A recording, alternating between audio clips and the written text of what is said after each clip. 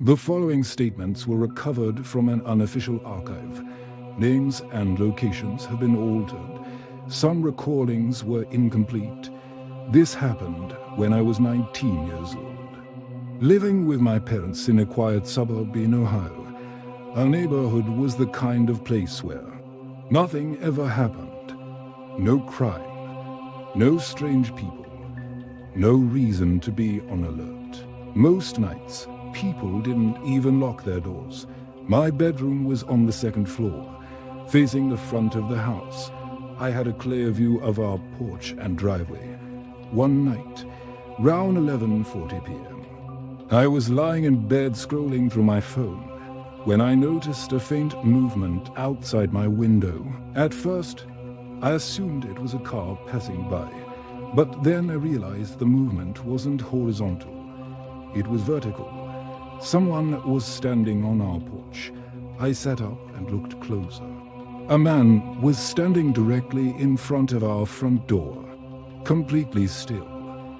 He wasn't knocking. He wasn't looking round. He was just facing the door. I couldn't see his face clearly, but I could tell he was tall and wearing a dark jacket. I watched him for what felt like a full minute, waiting for him to knock or ring the doorbell. He never did. Eventually, he slowly lifted his head and looked straight at my window. That's when I realized he knew I was watching him. I ducked down immediately, my heart racing. I stayed still for a few seconds, then slowly peeked back up. He was gone. I didn't sleep that night. The next morning, my dad told us something strange. When he left for work at 5 a.m., he found muddy footprints on the porch. They were facing the door, and one set was directly under my bedroom window. I worked the night shift at a gas station off a highway in Arizona. It was the kind of place truckers stopped at around 2 or 3 in the morning. Other than that, it was usually dead quiet. One night, round to 17 a.m., a man walked in. He didn't say anything, just stood near the back of the store, pretending to look at snacks. I greeted him. No response. I watched him through the security mirror as he slowly walked up and down the aisles, never picking anything up. After about 5 minutes, he walked up to the counter. He placed nothing on it and said, very calmly, "I think someone's outside watching you." My stomach dropped. I asked him what he meant. He leaned closer and lowered his voice. "There's a man standing behind the building. He keeps looking through the side window." I didn't want to turn round. I asked him if he was serious. He nodded. I finally glanced at the security monitor behind me. One of the cameras showed the side of the building. There was a figure standing just outside the light, perfectly still. When I turned back to the counter, the man who warned me was gone. The door never opened. I quit that job the next morning. This happened when I was driving home from a friend's house in Northern California. It was round midnight, and the road cut straight through a wooded area with no street lights. About 10 minutes into the drive, my headlights caught something on the side of the road. A person. They were standing just beyond the trees, far enough that I couldn't make out details. As I got closer, they stepped slightly forward, too close to the road. I slowed down. That's when they raised one arm, not waving, pointing, directly at my car. I sped up immediately. As I passed them, I glanced in my side mirror. They were running after my car, not stumbling, not slow, running full speed into the darkness. When I got home, my hands were shaking so badly I could barely unlock the door. I never took that road again. I work in IT for a small company in Texas last year. I was tasked with reviewing old audio files recovered from a decommissioned server. Most of them were corrupted voicemail backups. One file stood out. It was unlabeled, no timestamp. just audio. I pressed play. At first, there was only static, then breathing, heavy, close. After a few seconds, a man's voice whispered, "I know you're listening to this." I froze. The voice continued, "If this is still archived, then he didn't find it." There was a loud thump. Then another voice, farther away. "Who are you talking to?" The recording ended abruptly. I checked the file metadata. It had been created 3 years earlier. Under my employee ID, I reported it. The file was deleted the same day. No explanation was given. These were recovered statements from a private archive. Some files were incomplete. Others were never meant to be reviewed. This was a black tape file. I used to work the graveyard shift at a gas station just off a highway out in the middle of Arizona. It was one of those classic, almost cliché spots.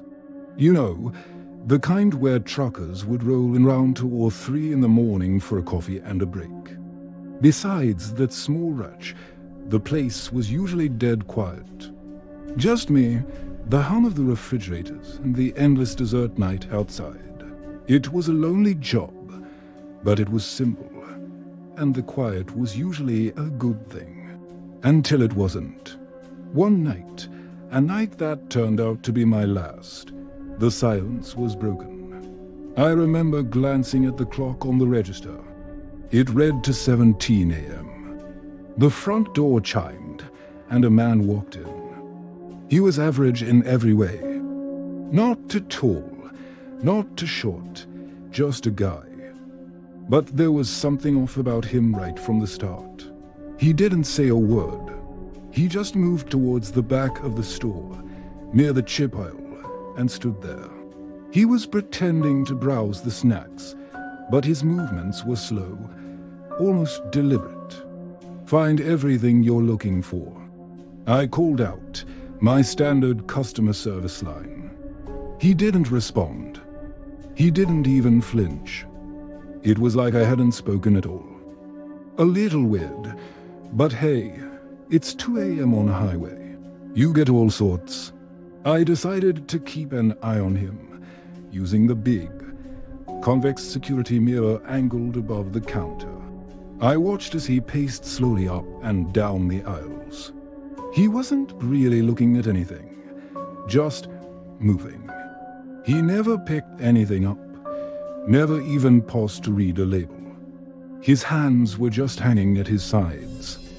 The minutes ticked by, each one feeling longer than the last.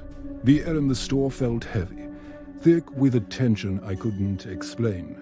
After what felt like an eternity, probably about 5 minutes in reality, he started walking towards the counter. My hand instinctively moved closer to the panic button under the ledge. I prepared myself for anything. A robbery, a confrontation, something. He stopped right in front of me, his hands empty. He placed nothing on the counter. He just stood there, staring at me for a few seconds. His eyes were dark, and I couldn't read his expression at all. Then he spoke. His voice was incredibly calm, almost a whisper. "I think someone's outside watching you." My stomach felt like it dropped through the floor. The words hung in the air between us. Every horror movie scenario I'd ever seen flashed through my mind. What do you mean?" I managed to stammer out, my own voice sounding shaky and far into my ears. He leaned in a little closer across the counter, lowering his voice even more, forcing me to lean in to hear him. "There's a man," he said, standing behind the building. "He keeps looking through the side window." A wave of pure, cold fear washed over me. The side window. That window looked out onto the darkest part of the lot, right where the dumpsters were. The lighting up there was terrible. My first instinct was to whip my head round and look, but a primal part of my brain screamed not to. Don't let them know you see them. I had to know if this guy was just messing with me. "Are you serious?" I asked, my voice barely a whisper now. He just looked at me and gave a single, slow nod. His face was completely serious. That nod was all it took. My training, my logic, everything went out the window. I had to see. I finally spun round in my chair to look at the bank of security monitors behind the counter. My eyes scanned the different camera feeds, the pumps, the front entrance, the aisles. Then I found it. Camera 4, the one pointed at the side of the building. And there it was. Not a trick of the light, not a shadow. It was a figure. A tall, slender figure, standing just at the edge of the weak light spilling from the store.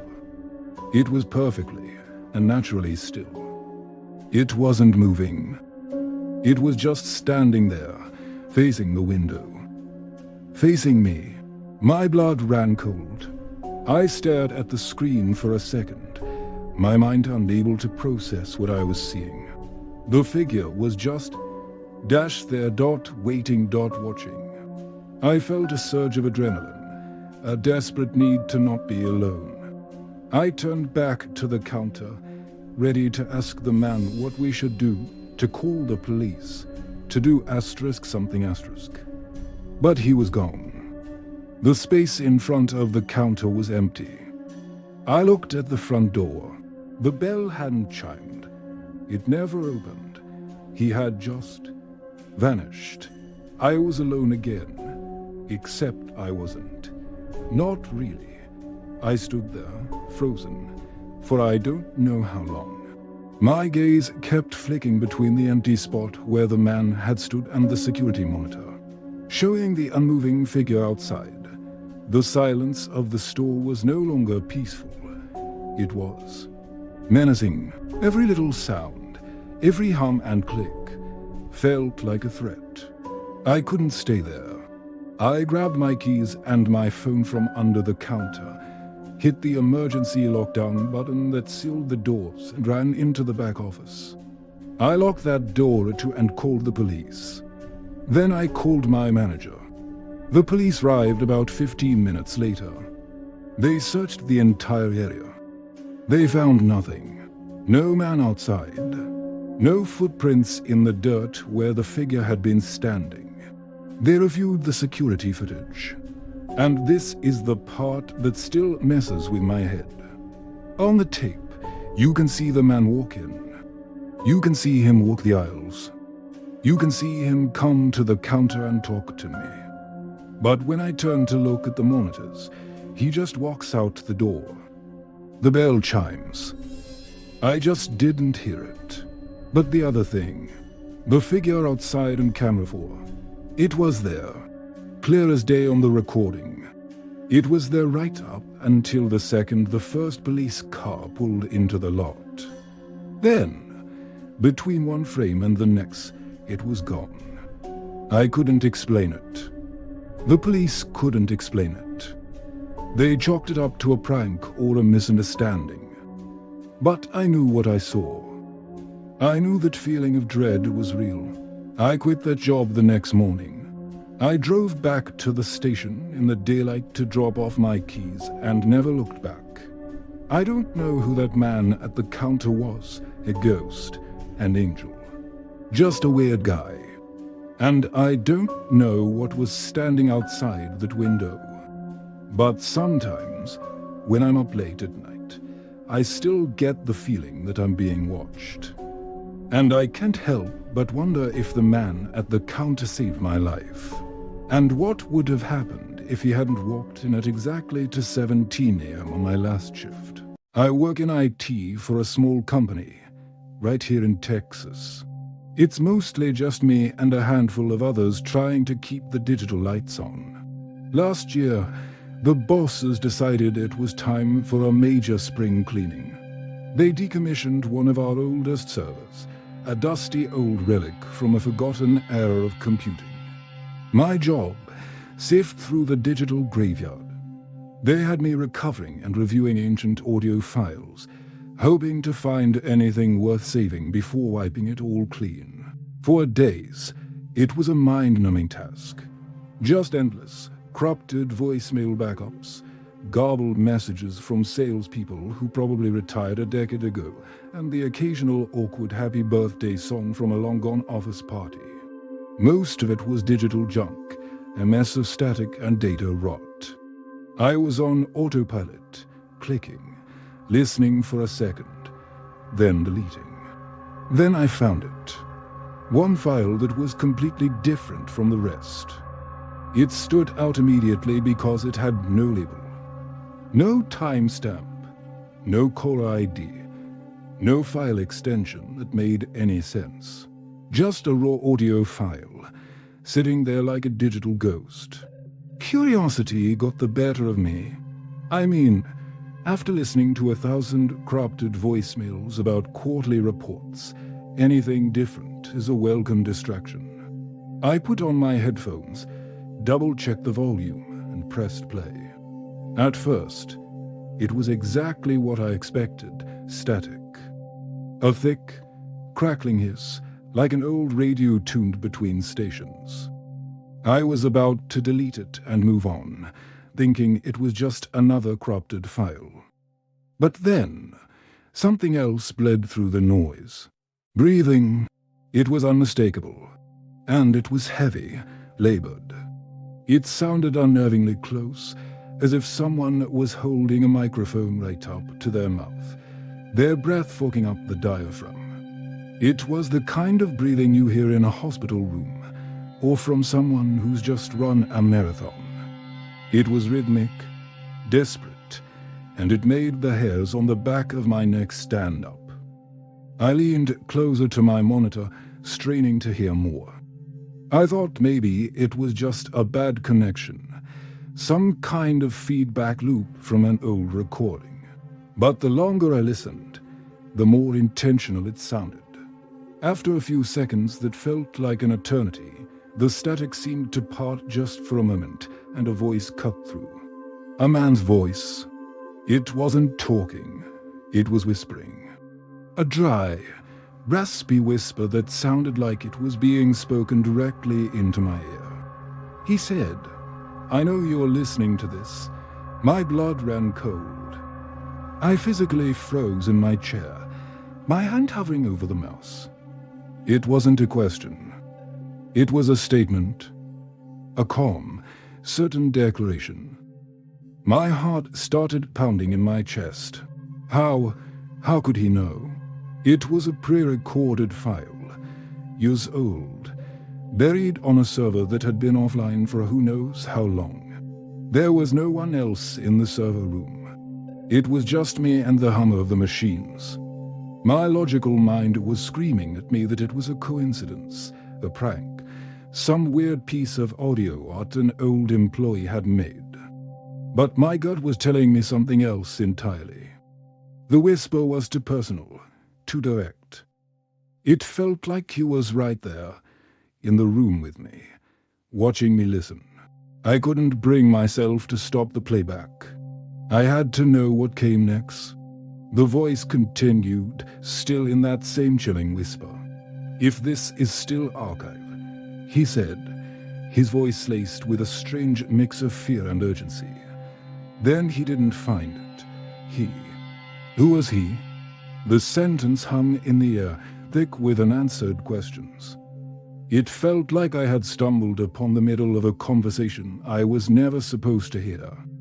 It sounded like a message in a bottle, a last-ditch effort to communicate something vital. The man in the recording was clearly terrified of someone or something, and this little audio file was his secret, his hidden proof. The relief in his voice when he said he didn't find it was palpable, but it was overshadowed by the sheer terror that must have led him to record this in the first place. Suddenly, a new sound shattered the quiet intimacy of the whisper. A loud thump. It was a heavy, solid sound, like a piece of furniture being knocked over, or a body hitting the floor. It was violent and sudden, and it made me jump in my seat.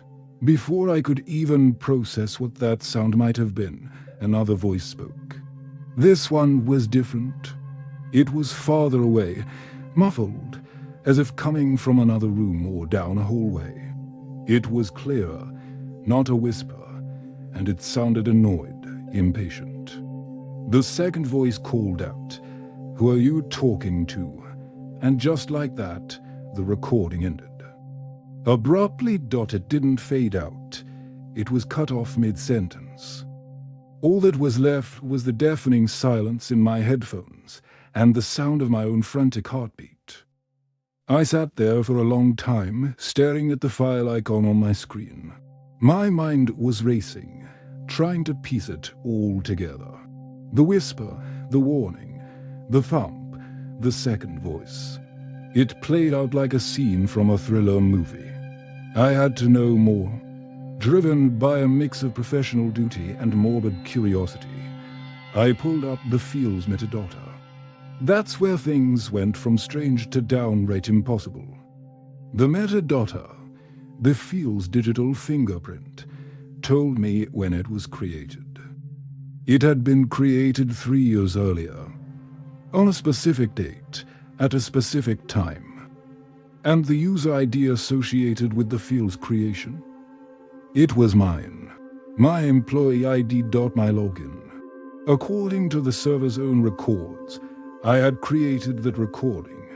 But that was impossible. 3 years ago, I was still in college. I hadn't even heard of this company, let alone worked here. I had never logged into this server, never created this file. My stomach dropped. This wasn't just a weird file anymore. This was something else. Something that was directly, inexplicably linked to me. Was it a glitch? A server error that somehow assigned my new ID to an old, anonymous file? Or was it something more deliberate? It felt like a trap had been laid years ago, and I had just walked right into it. I felt a cold dread creep over me. The kind you get when you realize you're involved in something far beyond your understanding. The whisper echoed in my head. I know you're listening to this. Maybe he did. I knew I couldn't just delete it and pretend it never happened. This was beyond the simple corrupted file. I had to report it. I saved a copy to a secure drive. I don't know why. I just felt like I needed to, and then I wrote a formal email to my supervisor and the head of security. I explained the situation as calmly and professionally as I could. I detailed how I found the unlabeled file, the disturbing nature of its contents, and the impossible metadata linking it to my own employee ID. I attached the original file and hit send, my hand trembling slightly. I expected a flurry of questions, an investigation, maybe even a meeting where they'd ask me to play the recording for them. I braced myself for a complicated and weird week at work. What happened next was even stranger. The response was silence. For the rest of the day, I heard nothing. No emails, no calls, no one stopping by my desk. It was business as usual. The next morning, I logged in and, on a hunch, I navigated back to the directory on the old server where I had found the file. It was gone. Not just the file itself, but any trace of it. I checked the server logs. My access from the previous day was there, but the field's own logs were wiped clean. It was as if it had never existed. Later that morning, I got a one-line email from my supervisor. It said, "The issue has been resolved. Please continue with the server decommissioning." No explanation. No follow-up questions, nothing. They just deleted it and told me to move on. They didn't want to talk about it. They wanted it buried. I never mentioned it again. I finished the project, wiped the server, and tried my best to forget about the whisper and the impossible metadata. But it's hard to forget something like that. Every now and then, when I'm alone in the server room late at night, surrounded by the hum of the machines, I think about that recording. I think about the man who whispered into the microphone, terrified that he would find it. I think about who he was talking to, and what happened after the recording cut out. And most of all, I think about why it had my name on it. Sometimes I wonder if I was the person he was trying to warn. Sometimes I wonder if the message was from me, a future version of me, sent from the past. I never got any answers. All I know is that somewhere in the digital ether, a ghost story was recorded, and for a brief moment, I was the only one who heard it. These were recovered statements from a private archive. Some files were incomplete. Others were never meant to be reviewed. This was a black tape file.